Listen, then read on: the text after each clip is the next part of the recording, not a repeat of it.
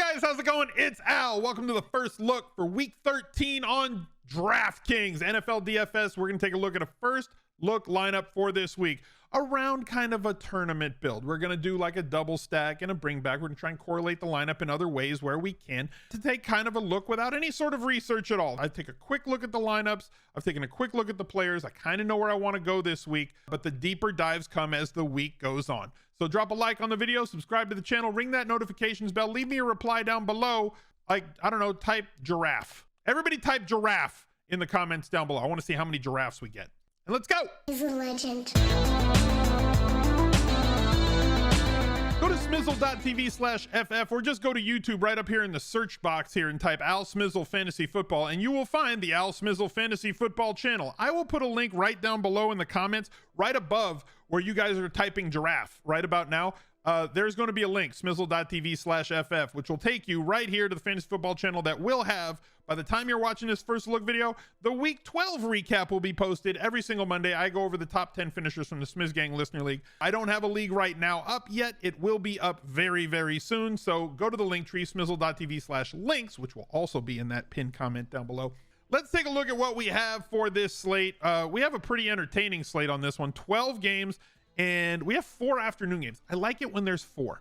4+ afternoon games is always the dream because typically the slate's not over. And you have a couple of options late where there's places we can swap to, places we can get to, high totaled games. The late games on this slate do look particularly interesting, with the Raiders and Chargers being a 50.5 spread, the Chiefs and the Bengals kicking off at 1:25 Pacific time being a 51.5 spread, Dolphins 49ers, Super Bowl preview possibly, question mark, 47. And then like this is the Rams are fielding a preseason caliber, like not even a preseason caliber team, but like the second half of a preseason team. It's all practice squad players at this point. Congratulations to the Lions on the generational wealth that they're about to get at quarterback in the 2023 draft. So let's take a look at the quarterbacks. Patrick Mahomes, another 300-yard day for him in week 12. He does that like it's just going out of style. 3,500 yards so far this season. He's ridiculous. He's a monster. And hopefully they stop getting so cute when they get inside specifically in goal to go situations. It's not a red zone thing. They get in the red zone, they still call plays, and then it's like first and goal, and Andy Reid's like, I got it. Now, here's what we're gonna do. We're gonna do a double fake reverse throwback to Patrick Mahomes on a play originating from the 2-yard line, and then he's gonna throw a pass from the 25 to the 1-yard line to see if we can get a touchdown out of this. Sometimes just route 1 works. How about just have Kelsey run like a quick out? That'd work. Or just a little post up, a little hook inside, get on the linebacker and then box him out, just throw it to him in the end. That would work. He's good at catching touchdowns. Anyway, I digress. Patrick Mahomes is very expensive. There will be value that opens up on this slate. Lamar Jackson had a really good game last week, 24 fantasy points, his highest total since week 3. Very tough to stack him though. Doubly, you can go with a single stack if you're using Lamar Jackson because there's nobody that can soak up enough targets to make it worthwhile. Now, I do agree that if Lamar Jackson has a monster day and throws for like 4 touchdowns, there's going to be other people on the receiving end of those touchdowns, so you can get there if you want to. Herbert had himself a monster day. Now is a great matchup here. I am never going to be against Herbert double stacks, and you can utilize his running back in those. As long as a running back has over 15% of the market share of targets, like Austin Eckler clearly does, with 15 more targets. He was like getting really close to, I think he was projected at 119 catches on the season, which is one better than the 118 catches. Don't fact check me. I'm very close on that for what CMC was. Like, oh, actually he was on pace for 120 and CMC had 119 for the record at running back. He was one more. Then he hauls off and has 11 catches last game. He's going to continue scoring touchdowns. I think he had like 3-4 red zone targets yesterday. The volume's ridiculous because the offensive line can't keep him clean and they have to continually just dump off, and not having options on the outside. They have to get him somebody this offseason that profiles more as an alpha because Mike Williams always hurt. Keenan Allen getting a little bit longer in the tooth. Palmer looks like a good third guy, maybe a second guy, but like not going to be consistent either. So hopefully they get him somebody that's super studly. Cheaper options at quarterback. Pittsburgh, fine. Mike White, that's a lot of points. He's 5,400. They go against Minnesota. They are not favored in this game. They're going to be playing from behind. They're not going to be able to, like, if they are playing from behind on the road, they're not going to be able to run the ball as often as they would like to with Mike White. But it's not like they only threw it 15 times. They let him drop back, and he was very efficient, completing 78.6% of his passes in that one. I do expect him to try and establish the hell out of it in all neutral game situations. The Vikings only favored by 3 in this one. Not a lot of scoring expected, but you can double Mike White if you want. Same thing goes for Jared Goff at 5,300. You know where the ball's going to go primarily. Dealing with the secondary guy is going to be a question because we don't know if Jamison Williams is coming back or if you're going to have to go with somebody like Khalif Raymond, who is a little bit more thin. At the mid-range, Jimmy Garoppolo against Miami. Miami is very attackable. Jimmy Garoppolo has seen games where he's thrown for multiple touchdowns, and although it's tough to pick which receiver because he does have 4 very viable options, including Christian McCaffrey, who now should see more work with Eli Mitchell possibly missing in week 13. Deebo Samuel, Brandon Ayuk, and George Kittle, all very strong options. Cycling through, it's hard. It's going to be hard to pick him as your single entry guy, but if you're mass multi-entering, Jimmy Garoppolo stacks should be en vogue, especially since we know how to bring back with Miami. There's like 2 dudes that you should be bringing back with Miami, especially since we're not playing running backs again. Joe Burrow has the ability to post big games. He also has more ability for that if Jamar Chase comes back. He was a late week scratch last week. We'll see if he comes back here against Kansas City. The highest total, the second highest total, no, the highest total game on the slate, and very closely contested with the Chiefs. Only 2.5 point favorites in this one. Gives you a big discount at 6,900 over Patrick Mahomes at 8,300. So very easy to get shares through either game stacking that with a double stack, double bring back, or going with a double stack and then pick like Kelsey on the way back and differentiate at tight end. I have chosen to go with Jalen Hurts in this one, who has been absolutely freaking fantastic. 25.8 fantasy points per game on DraftKings, coming off of a 150. I don't know what to call that. Like in basketball, we have double doubles and triple doubles, and we have a double in terms of a bonus on DraftKings. Lamar Jackson's done that a few times. Jalen Hurts did it once or twice, I believe, last year, where they throw for 300 and run for 100. Josh Allen has done that before as well. He's a double candidate, right? He does have that in his locker, especially in games where he has to throw it more. They haven't had to because they've been so efficient at running the football, not just with Jalen Hurts, but with everybody else. Miles Sanders has had a fantastic year. They're getting contributions from Boston Scott. They're getting contributions from Kenny Gainwell, as well as the 600 rushing yards or so from Jalen Hurts as well. Not expecting the bonus from him here. However, Tennessee does tend to force you to throw the football a little bit more. They are much softer against the pass than they are against the run. So this could be one of those games, not unlike these couple of weeks in here, where they didn't run Jalen Hurts as much, but he threw the ball way more efficiently and for multiple touchdowns in these spots. And if that happens, we have a couple of guys that ball is going to go to. Pretty much like we kind of know where it's going to go. So focusing on this game, and also Philadelphia has given up a ton of rushing yards. I couldn't afford it with this lineup, but great bounce back spot for Derrick Henry in a situation where nobody's going to play him on the road against Philly, coming off of a game where he averaged 2.2 and a game before that with 3.1 and a game before that with 2.8. They did throw him a screen pass and it did go for a very nice 69 yards, but then he fumbled on the 3-yard line. So at least they're throwing him the football. Always has that big time ceiling. And Philly's defenses against the run, specifically against opposing running backs, has not been great, though they did try to bolster that by signing in Ndamukong Suh, and we'll see if they get their rookie back from injury as well. But I digress. A.J. Brown would be the first place that we could go with this. I am not going to go there because I feel that it's going to be a lot more chalky, and at 7,800, unless he has that really monster game like he had in week 8, it's been very tough for him. Only one other game on the season above 20 fantasy points. So I think that we can get to this Jalen Hurts double by going a whole lot cheaper.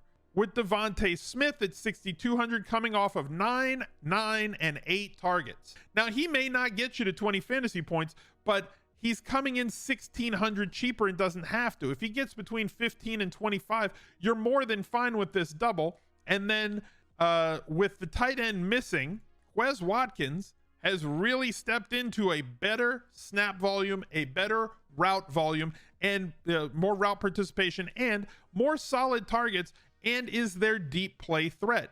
If we're going to attack Tennessee, I want to attack it with the guy that's going to have one-on-one in specific spots. And they've shown that they want to use Quez Watkins in these spots. We need to find a release valve. DraftKings has loosened things up the last couple of weeks to give us those opportunities under 4,500, let's say. Treylon Burks has done a very good job of coming on recently. He is not playing as many snaps and is not running as many routes as Westbrook Ikine, but there's always a but, right?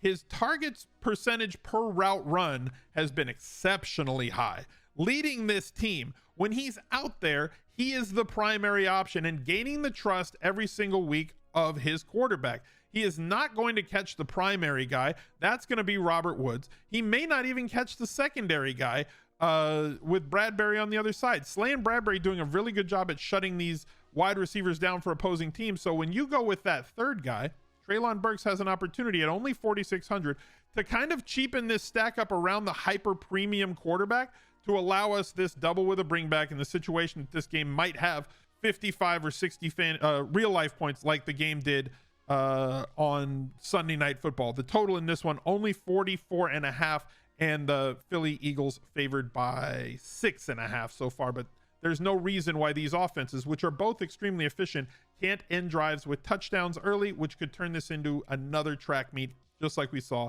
against Green Bay. Moving over to the running back spot, there is an extreme value on the slate, partially because of injury and partially because of opportunity. Michael Carter got hurt, and there's something named Zonovan Knight, who had 17 opportunities last week, spelling Michael Carter. Everybody flocked to Carter because James Robinson wasn't active, but they do like Knight a lot, and he was extremely efficient both in the running game and in the passing game this week. He's 4,600.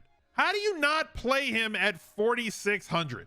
Like, unless a bunch of other options open up. And like, we can look at this range, right? You're looking at Madison, who's not on the field.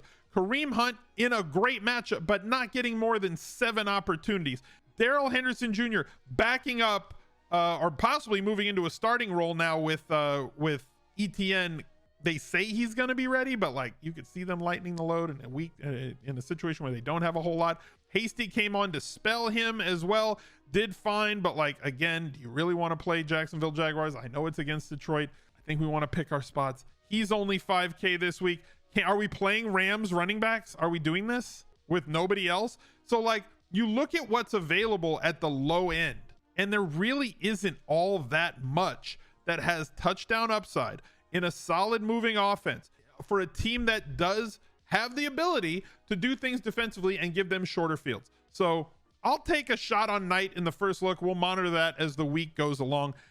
You can see there are some options in these spots, most of them on the road. Michael Carter questionable this week. Again, if he's not in, don't play him. Isaiah Pacheco at 5,700. We said that he had wrested the job away. He was not really highly played last weekend. 15.6 points, 13.7. Did catch 1 target. He is a very high risk option because of the no targets. DraftKings, we do need to target targets at the running back spot. I believe that he is tournament only, although he is in a very easily digestible price point in this spot. Dameon Pierce at 5,900 has been scripted out of the last 2 games.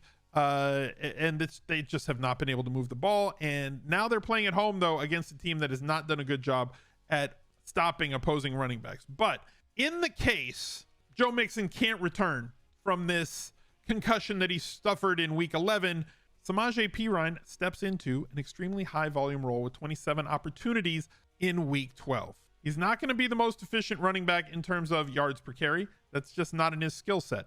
Kimbo Slice's cousin, apparently, does do a great job in the passing game, and that is going to buoy that floor. And the amount of touchdowns that could fall out of this game gives Perine a really great spot at 6,000. I'm going to plug him in here, and we'll move along to the tight end and the flex. Let's plug a cheap defense in. 2,300 seems about right.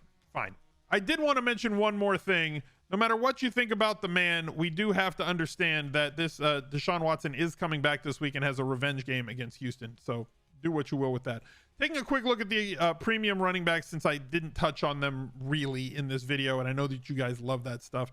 The Raiders don't stop anything, and Austin Eckler refuses to be stopped. Great premium pay up at 8,500 this week. Mentioned Derrick Henry.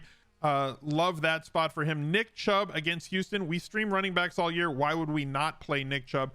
Guess what? He's probably going to be under 5% again, just because he is every week. Is Houston at all going to tackle? This could be one of those 152 touchdown weeks for Nick Chubb, and he's 8K, and like nobody ever wants to play him, because why would you play him when Eckler's 8,500, Josh Jacobs, who is averaging 23.4 fantasy points, is 7,900, Dalvin Cook going up against the Jets at home, 7,200, Ken Walker 7,000 against the Rams, Aaron Jones, Chicago is another team that we've been streaming against. He doesn't get the volume that the other guys do, but heightened touchdown expectancy from him. That 30-yard touchdown pass coming after the one that was called back on like the 12-yard run for a hold that wasn't a hold. That was like the most textbook pancake block of all time, and like they called it a hold. I was mad. I'm not even like an offensive line guy, and like I was hot. My kids were like, why do you think that's a bad call? I was like, because he did everything right. And then like all of offensive line Twitter was going nuts about it too. So like I was happy about that.